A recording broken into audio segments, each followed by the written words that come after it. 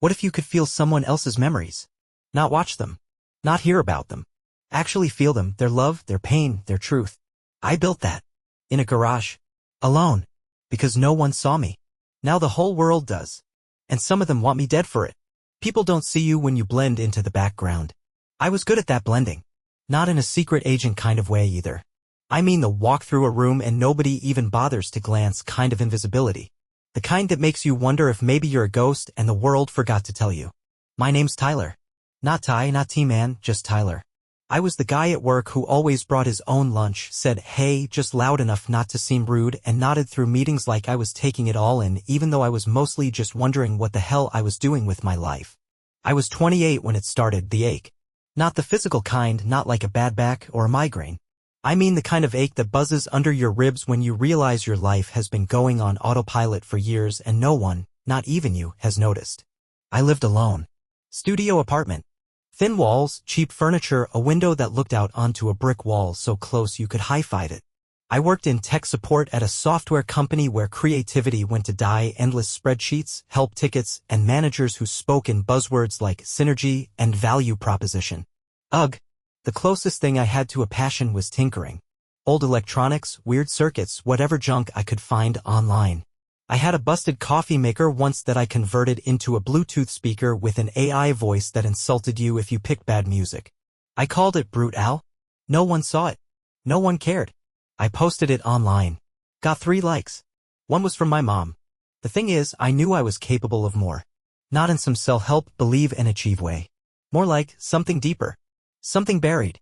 Like a spark under wet ashes, just waiting for a gust of wind. But the world wasn't giving me any wind. Just rain. Then came the meeting. That day, our manager, Greg, the kind of guy who calls you champ unironically, gathered us all in the conference room to announce layoffs. Not a full purge, just a strategic restructuring, whatever the hell that means. He smiled too much while saying it like he was trying to sell us a used car and the brakes were already shot. I survived the cut. Barely.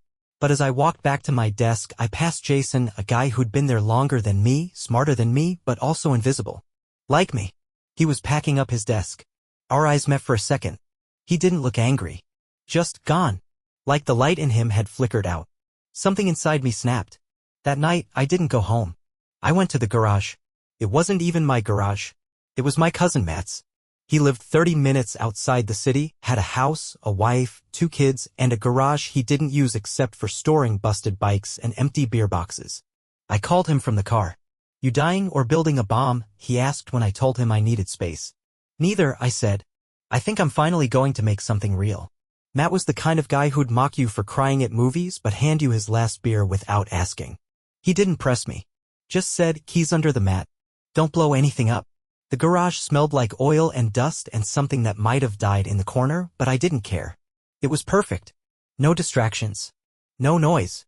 Just concrete, tools, and silence. I brought all my junk from home, breadboards, wires, scraps of circuit boards, a Raspberry Pi, old phone screens, servo motors, even a drone kit I never finished. Piled it all in like a mad scientist prepping for the end times. I didn't know what I was making yet. But I knew what it wasn't going to be. It wasn't going to be safe. It wasn't going to be small. And it damn sure wasn't going to be something people could scroll past and forget. The first few nights, I barely slept.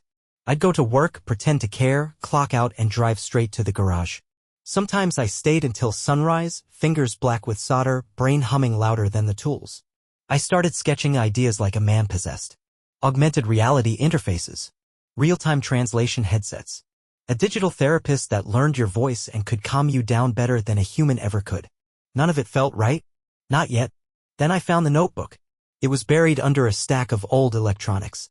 A black leather journal, barely used, maybe something I bought during one of those, this time I'll get my life together, kicks. But inside, on the 3rd page, I'd written a single line years ago and forgotten about it. What if you could feel someone's memories? It hit me like a lightning bolt. That was it. That was the idea. Not VR, not some gamified productivity app emotion. Experience. Human connection. Something deeper than video or sound. I didn't want to build a product. I wanted to build a doorway into someone else's soul. That night, I started designing a neural sync interface. Something that could capture not just memories but the feelings tied to them. Imagine reliving someone's first kiss and the butterflies they felt. their heartbreak, and the exact moment their chest cracked open. I knew the tech wasn't fully there yet. Not commercially. But the pieces existed, scattered across disciplines like stars waiting to be connected. And if no one else was going to connect them, then I would. Me. Tyler, the invisible guy with a busted car and 0 followers. The one nobody saw coming. I started calling it the bridge. Not because it sounded cool, because it was exactly what I wanted it to be. A bridge between minds. Between past and present. Between one human soul and another. Most people would have said I was nuts. Actually, one person did. Her name was Ria. Ex-girlfriend. Photographer. Smart as hell and allergic to bullshit. She was the only one I ever let see the garage during those early weeks. "You're building an emotion machine," she said, crossing her arms as she stared at the tangle of wires and screens on the workbench. "Not a machine," I said. "An interface." That sounds so much less crazy. We hadn't talked in over a year. I didn't even know why I called her, just that somewhere deep in the blur, I needed someone who used to believe in me. Even if she didn't anymore. "You look like hell, Ty," she said gently. "When's the last time you slept?" Define slept. She didn't laugh. Just walked around the table, picked up my notes, flipped through pages of neural mapping theories, sensor placements, machine learning loops. "This isn't a toy," she said after a while. "If it works, it could seriously screw with people's heads." "If it works," I said, "it could also change the way the world connects. Forever." She stared at me for a long time. "Just don't lose yourself in it." Too late. The tech wasn't cooperating. I had a working headset cobbled together with EEG sensors, pulse monitors, and some next-gen feedback pads I got from a research surplus site. It could read brainwaves, emotions, and heart rate. But recording memory tied to emotion? That was still a shot in the dark. I built a test protocol. Sat in the chair. Strapped the thing to my skull. Closed my eyes and thought of something real. The day my dad left. The way the screen door slammed. The sound of rain on the roof. The hollow pit in my stomach that I'd never quite filled since. When I replayed the recording, I saw a crude visual echo, flashes, pulses of light on a digital graph, but it wasn't feeling. It was just data. I needed more. So I dug deeper. Hacked together my own emotional encoder, fused it with biometric inputs. Even rigged up a secondary loop to feed the emotion data back into the brain via audio pulse feedback. Basically make the brain feel what it had once felt again. Tested it. Again. And again. Each time it got closer. Warmer. Realer. Until one night, I blacked out. I woke up on the floor. Head pounding. Nose bleeding. My body felt like it had been dragged through a wood chipper. The headset was sparking, a thin wisp of smoke rising from it. And next to me on the monitor was an image. Fuzzy, distorted. But it was my room. The one from childhood. And I was there. 7 years old, crying on the floor, holding my dad's jacket. It wasn't a dream. It was real. Captured. Stored. Played back. The bridge worked. I laughed. I cried. I think I screamed a little. Then I passed out again. When I came to, I knew one thing with total clarity. The world wasn't ready for this. But I was going to show them anyway. Even if it meant burning everything down. The first time I shared the bridge publicly, I didn't even mean to. I was testing a memory imprint of an old night with Ria, one of the good ones. Just a rooftop, music in the background, her laughing, wrapped in a blanket. I ran it through the system, recorded the playback overlay, and clipped together a visual from the data stream. It looked like dream static, colors moving like smoke, shadows dancing like memories barely remembered. Without thinking, I posted a 15-second clip online with the caption. "What if you could feel someone else's memory?" Went to bed. Woke up viral. 42,000 likes in 6 hours. 100,000 views. Comments rolling in like a tsunami. "What is this? Art? This feels like a Black Mirror episode. Where can I get this? Fake AF." And then, this made me cry. I don't even know why. That one hit me. Hard. Within a week, I had emails from journalists, DM requests from interested investors, and a call from some startup accelerator trying to throw pitch money at me. They didn't understand it. None of them did. They just smelled the buzz.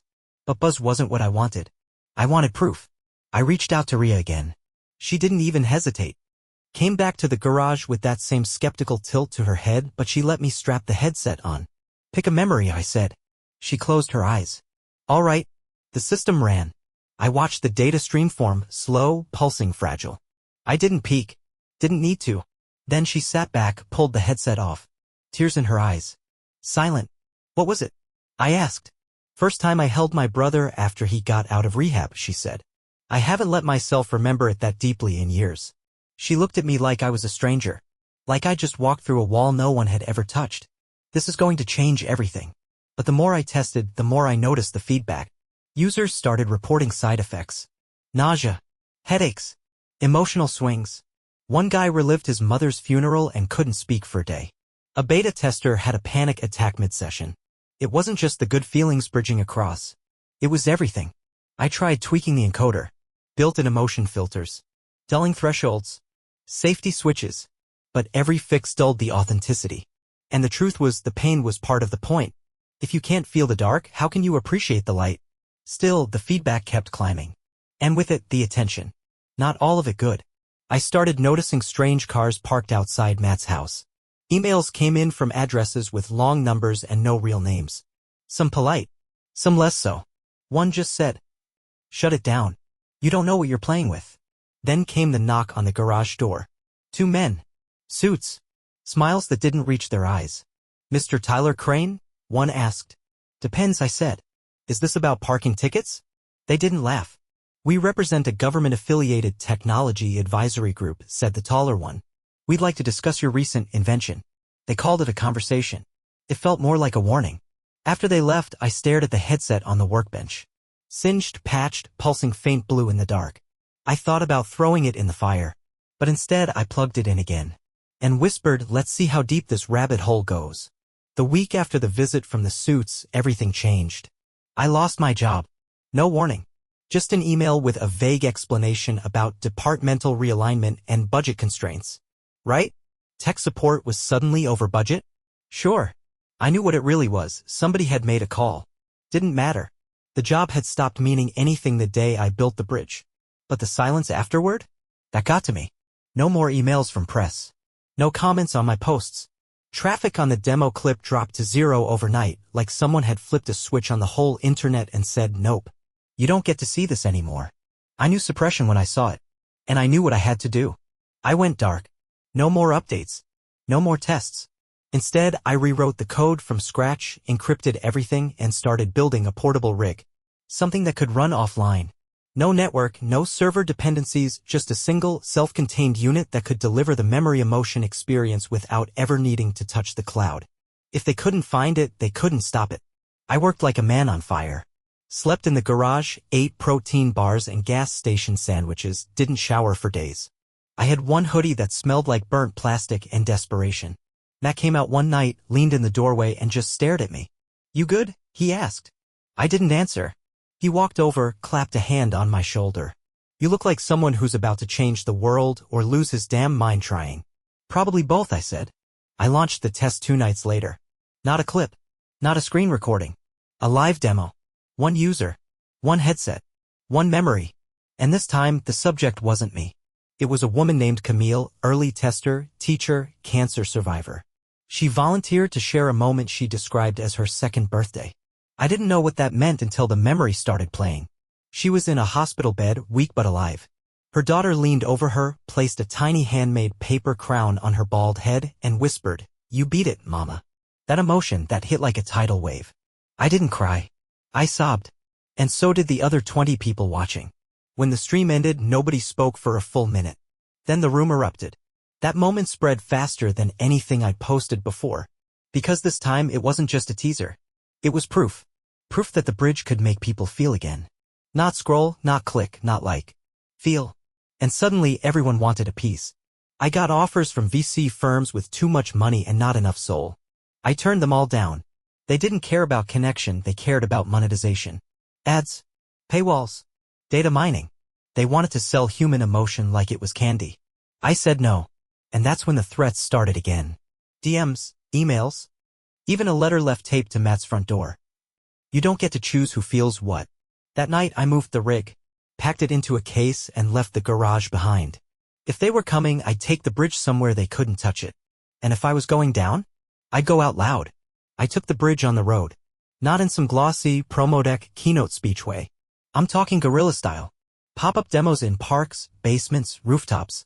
Word of mouth only. No marketing. Just one rule. Come ready to feel. And they came. Not just in dozens. In hundreds. People lined up in the rain. Slept in cars. Flew across states. just for a chance to sit in the chair, strap in, and step through the veil into someone else's truth. A single father reliving the day his daughter took her first steps. A refugee remembering the moment they set foot on safe ground. A combat vet finally processing a memory he'd buried for 10 years. Tears. Laughs. Hugs between strangers who'd never met but felt like they had. It didn't matter where I went, New Orleans, Pittsburgh, Flagstaff, something happened in those rooms that I still can't explain. For the first time in my life, I wasn't invisible. I was necessary. But every spark draws shadows. The press stopped ignoring me. Started twisting me. DIY tech messiah or digital drug dealer? Controversial device promises empathy, but at what cost? Tyler Crane, the man making memories dangerous. Lawyers started sniffing around. So did lobbyists. Lawmakers held emergency sessions about emotional biohacking. Some faith groups called me a soul thief.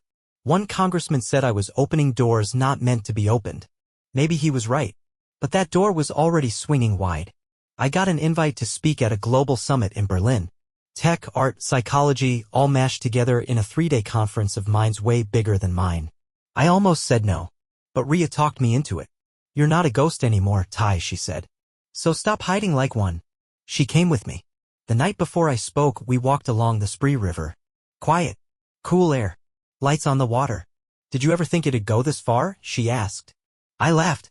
I thought I'd end up dead in Matt's garage, buried under a pile of wires. She didn't laugh.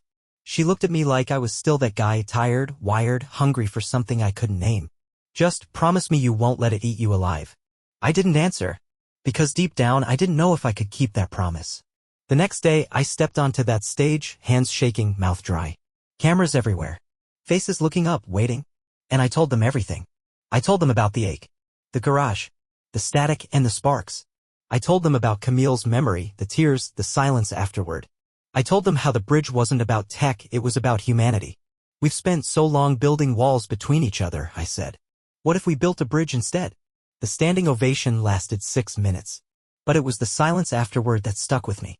The silence of something bigger about to break. That night, I woke to Rhea shaking me, voice panicked. My phone was vibrating nonstop. News alerts. Missed calls.